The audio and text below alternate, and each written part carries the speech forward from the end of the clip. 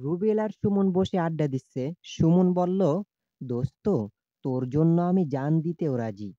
বিপদে আমাকে আগে মনে করিস।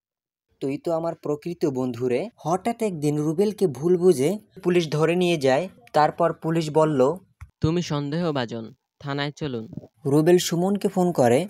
রুবেল বলল, দোস্ত আমি বিপদে, থানায় নিয়ে যাচ্ছে। তারপর সুমন বলল, আরে ভাই আমি তো এখন ব্যস্ত, পরে কথা বলি। তারপর সুমন ফোন কেটে দেয়।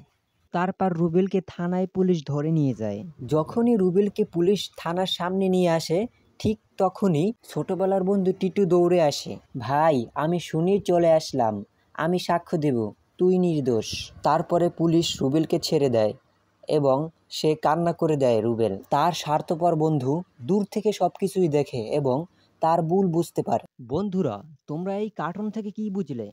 যে বিপদে পাশে থাকে সেই প্রকৃত বন্ধু।